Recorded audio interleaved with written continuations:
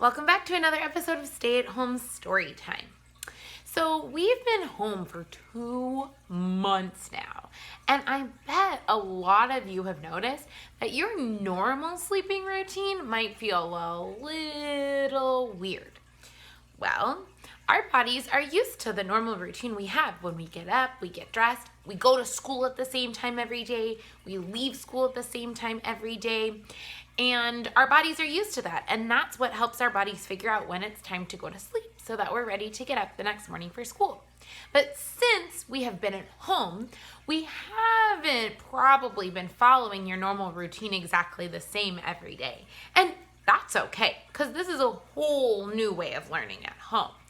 But you might find that on some nights, it's a little harder to fall asleep than on other nights. Maybe you got up a little later that day, or maybe you took a nap in the middle of the day. All those things are okay, but we still want to make sure that we're finding a way to get a good night's sleep. So the book that we're going to read today is a super special bedtime story to help you fall asleep on nights when you might be feeling a little restless.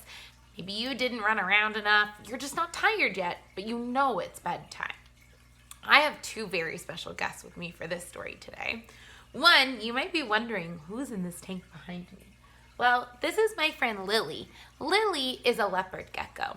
Leopard geckos sleep a little differently than humans. They're awake at night and they sleep during the day. That means they're a nocturnal animal, the same way that bats are nocturnal. They sleep during the day and they're awake at night. So right now is right around the time where she's probably still sleeping a little bit, but she might wake up during the story since it's just about bedtime for us, but that means just about awake time for her. The other super special guest I have, well, you've already met Heidi. Heidi absolutely loves sleeping. In fact, Heidi sleeps for most of the day because Heidi is a dog, and dogs sleep a lot more than humans do. That might also be something new you discovered about your pets at home. They sleep an awful lot, don't they? Well, let's take one from the animals books to figure out what we can do when we need help falling asleep. This book is called Can You Yawn Like a Fawn? This book was written by Monica Sweeney in collaboration with Laura Yelvington and illustrated by Laura Watkins. If you love this bedtime story and you would like a copy for your grown-ups to read to you when you have a hard time falling asleep, tell them to look at the description below for the link to a local bookstore where they can purchase this book through to help support local bookstores as well as the authors and illustrators of the book.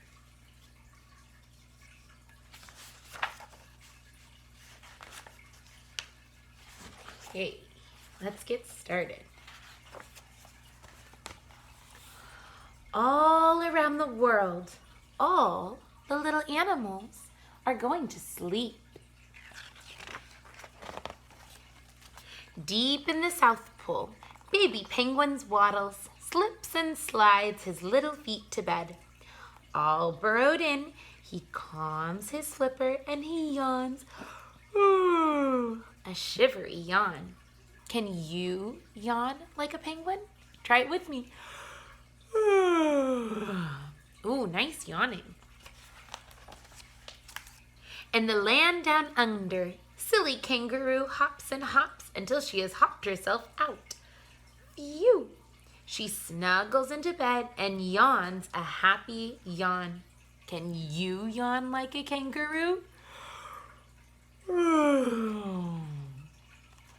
Good yawning. In the prairie, teeny mouse scurries to her tiny home. She droops her sleepy head. Ooh, can you droop your sleepy head? Droop. Good job. Squeaks a tiny squeak and yawns a tiny yawn. Can you yawn like a mouse? Oh, a little tiny yawn.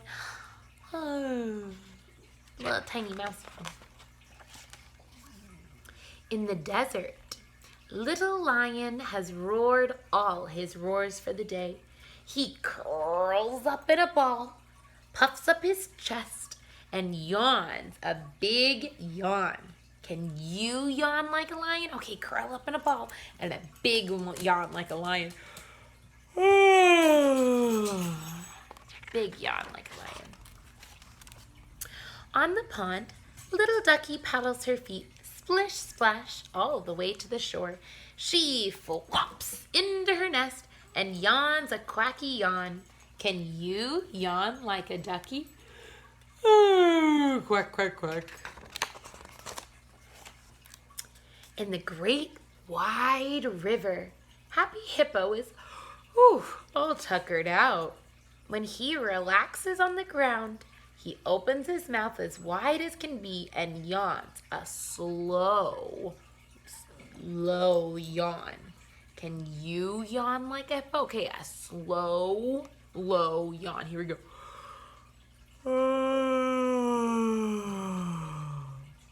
Oh man, I'm feeling sleepier already. In the woods, furry Fawn is ready for a nap. With a swish of her tail and a crinkle of her nose, she nestles into the grass and yawns a sweet yawn. Can you yawn like a fawn? A little sweet one.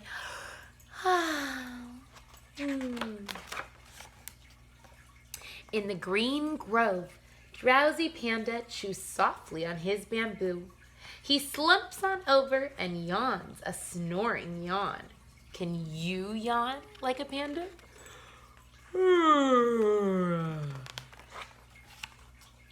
In the grasslands, sleepy elephant drifts in and out of slumber, stretching from his toes to his trunk. He yawns a dreamy yawn. Can you yawn like an elephant? Okay, let's do a stretching yawn like an elephant.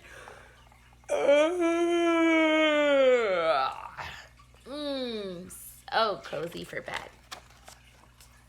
Out on the farm, Fluffy Lamb can't keep her eyes open. She cuddles next to Mama and yawns a snuggly yawn. Can you yawn like a lamb? Okay, get snuggled. Snuggly yawn. Under the moonlight, soft Kitty breathes in and out. In and out.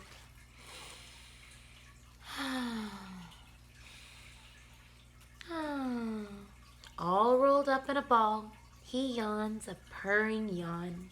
Can you yawn like a kitty?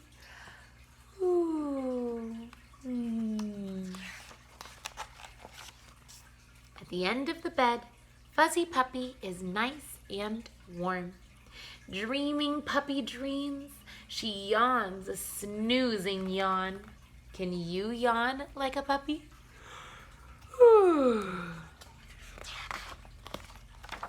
And if you are a sleepy little animal too, with one last hug, you're all tucked in from your sleepy head to your sleepy toes. Can you yawn a good night yawn? Good night, my little kindergartners. I'll see you for tomorrow's story time. Bye.